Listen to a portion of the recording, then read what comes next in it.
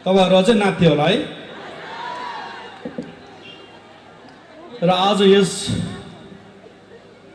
Darjeeling motor स्ट्यान्डमा राखिएको चुनाव जनसभाका सभापति महोदय विनय तामाङज्यू, हिल तृणमूल कांग्रेसका प्रेसिडेन्ट एलबी राईज्यू र यस मञ्चमा आसीन सबै नेतृत्ववृन्द र यस हाम्रो दार्जिलिङलाई राम्रो दार्जिलिङ बनाउँछु भनेर आज यस जनसभामा आउनुभएका मेरा दाजुभाइ दिदीबहिनीलाई मेरो गोर्खा अभिनन्दन टक्राउँदछु।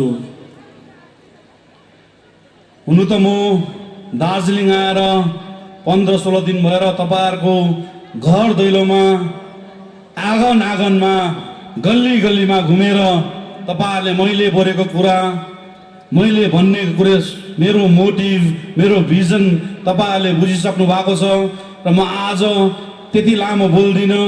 आज हाम्रो क्यान्डिडेट विनय तामाङज्यूकोबाट सुन्नुपर्छ। तपाईँहरूको भोट विजय भएर उहाँको तपाईँहरूमाथि भिजन के छ, उहाँले दार्जिलिङवासीलाई के गर्नु सोच बनाउनु भएको छ, उहाँलाई बेसी मैले समय दिनुपर्छ। मेरो त हुन त भाषण सुन्दा सुन्दा तपाईँहरूको कान पनि पाकिसक्यो होला। घर दैलो गल्ली गल्लीमा तपाईँहरूलाई भेटेर मेरो परिचय साटेर तपाईँहरूको परिचय लिएर म काम गर्ने बाचा राख्दै हिँड्दैछु। हेर्नुहोस्, तपाईँहरूले यस्तो भोट धेरैपल्ट दिनुभयो अनि तपाईँहरूको मनमा एउटै मात्रै क्वेसन्स मैले सुन्नु पाएँ।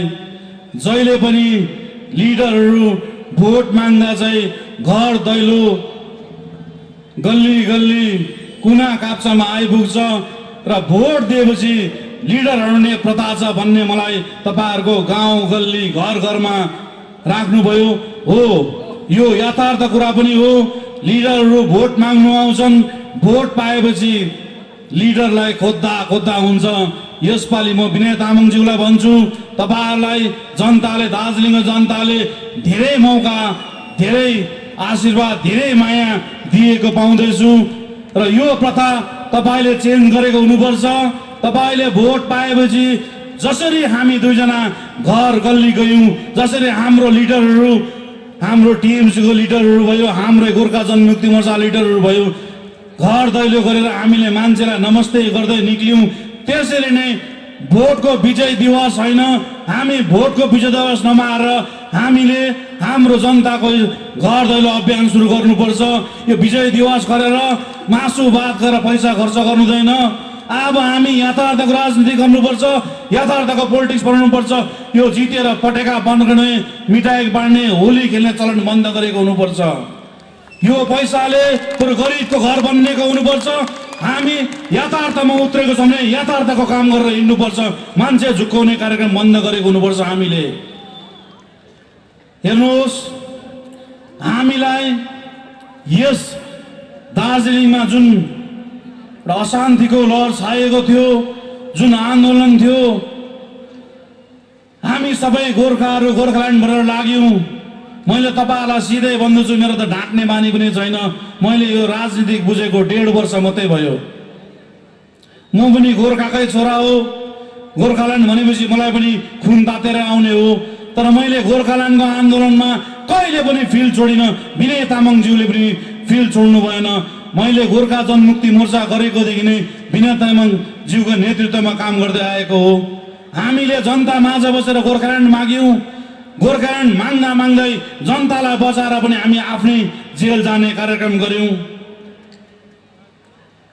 2007 को आन्दोलन मैले अहिले एनालाइज र बुझ्दाखेरि त्यो हामीलाई झुक्काउने आन्दोलन थियो। गोर्खाल्यान्ड भन्दै हाम्रै दाजुभाइ जिएनएलएफको दाजुभाइहरूको घर चलाउने काम भयो।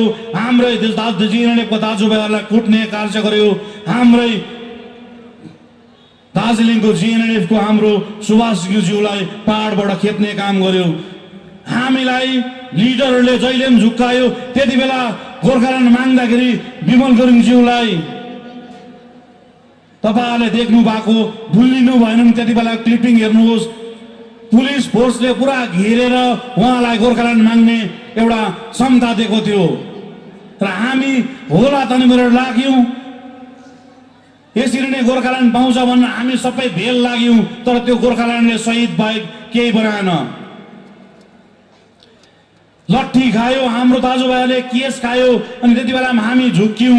एउटा बङ्गालभित्रको व्यवस्था जिटिए हामीलाई बिसाउने चौतारा भनेर ल्यायो। हामी होला त नि दार्जिलिङवासी, मिरिकवासी, कालिम्पोङवासीले यसलाई यही ठिकै होला भनेर यसबाट हाम्रो गुजरा हुन्छ, हाम्रो बेकारी नानीहरूले काम पाउँछ भन्ने आशले सबै यसलाई स्वीकार गरेको थियौँ। नेताहरू गोर्खाल्यान्ड भनेर रातो बत्तीमा हिँड्छ, अनि सरकारसँग उहाँहरू मिलेको हुन्छ, अनि जनतालाई चाहिँ बङ्गाल हाम्रो च्यानो भन्नु सिकाएर दार्जिलिङ कहिले पनि राम्रो हुँदैन। दार्जिलिङ बङ्गालभित्रको एउटा डिस्ट्रिक्ट हो। हामी यथार्थमा काम गर्नुपर्छ। जुन ठाउँमा बस्छौँ त्यो ठाउँलाई च्यान भनेर हामीले दार्जिलिङवासीले दुःख पाएको। हामीलाई जति पनि लिडरहरू आयो आफ्नो कुर्सीको लागि आन्दोलन गर्नु लगायो।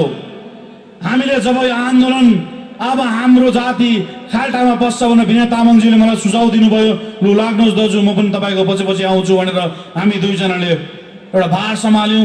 दार्जिलिङ, खरसाङ, कालिम्पोङ, मिरिकको अवस्था धेरै बिग्रेको थियो। त्यस बेलले हामीलाई डढाएर पनि लानु सक्थ्यो, तर हामीले आफ्नो जातिको सुरक्षा गर्नैपर्छ भन्ने सोच बनाएर हामी निक्ल्यौँ र आज तपाईँहरू माझ हामी एक प्रकारले शान्त वातावरणमा बसेको छौँ। र यस आन्दोलनले धेरै बिथल्यो हामीलाई। अब हामी यथार्थको राजनीति गर्नुपर्छ भनेर दार्जिलिङमा जुन 86 देखिको बिग्रेको ट्रेन थियो, त्यो ट्रेनलाई सही बाटोमा लिएर निक्लेको हामीले जिटिए व्यवस्था एडमिनिस्ट्रेसन बोर्ड थापेको हो, अनि सरकारसँग मिलेर काम गर्दैछु भनेर भनेको।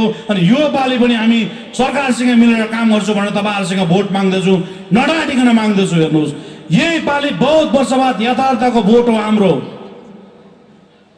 यो पालि धेरै धेरै वर्ष बाद तपाईँहरूको गोर्खाहरूको आङमा घाम लाग्नेको भोट हो। हाम्रो भोटले यो पालि गोर्खाहरूको आइडेन्टिटी ल्याउने भोट हो। यहाँ मुख्यमन्त्री ममता ब्यानर्जीले दार्जिलिङका प्रकाण्डमा आएर गोर्खाहरूको सुरक्षाको आइडेन्टिटी मेरो जिम्मा हो भनेपछि हामीलाई यहाँदेखि ठुलो कुरो केही चाहिएन। तपाईँहरूलाई थाहा छ, दार्जिलिङमा मुख्यमन्त्री पहिला आउँदाखेरि गोर्खा भन्ने शब्द निकाल्दा उहाँको एउटा रोष प्रकट गर्नुहुन्थ्यो, तर राम्रोसँगले बुझाएर राम्रोसँगले सम्झाउँदाखेरि यहीँबाट तपाईँहरूलाई जय गोर्खा भनेर सम्बोधन गरेर गोर्खाको आइडेन्टिटी कुरा गर्नुपर्छ भन्नु यो बहुत ठुलो कुरो। यो विनय तामाङको जुन भिजन छ, विनय तामाङको जुन सम्झाउने एउटा क्वालिटी छ, यही कारण यो क्वालिटीलाई हामीले उहाँलाई सपोर्ट गरेको हुनुपर्छ। एउटा कुरा तपाईँले राम्रो सोच्नुपर्छ। मैले विनय तामाङज्यूलाई बहुत रिक्वेस्ट गरेँ, तपाईँले चेयरम्यानको कुर्सी छोड्नु हुँदैन। सबैभन्दा बलियो कुर्सी नै पहाडमा चेयरम्यानको कुर्सी हो, र यो कुर्सी छोड्नुभन्दा तपाईँले कसैलाई एमएलए उठाएर पठाउनुहोस् भन्दाखेरि होइन भाइ, अब हामी कुर्सीको लोभ होइन, अब त्यागको राजनीति गर्नुपर्छ भनेर एउटा त्यागको परिचय दिनुहुनु भएको छ तपाईँलाई। म यहाँ होइन, म गोर्खाको आवाज कलकत्ताभित्र बसेर क्याबिनेटमा म कुरा गर्नुपर्छ। किन जिटिए ढाँट्नु हुँदैन। हेर्नुहोस्, हामीले जिटिए यस्तो व्यवस्था हो, यहाँको तपाईँहरूको सबै कुरा बोकेर यो व्यवस्थाले कलकत्ता लान्छ, अनि कलकत्तामा गएर रिक्वेस्ट गर्नुपर्छ भनेपछि यो पालि हाम्रै नेता कलकत्ताभित्र क्याबिनेटमा तपाईँहरूको आवाज लिएर जानु हुँदैछ। यसपालि हामी झुक्क्यौँ भने हामी सधैँ झुक्किएको हुन्छौँ।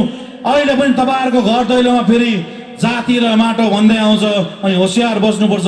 हामीलाई पनि फेरि जाति र माटो भनेपछि मुखमा तित्तिरी खायो थुकाइहाल्छ।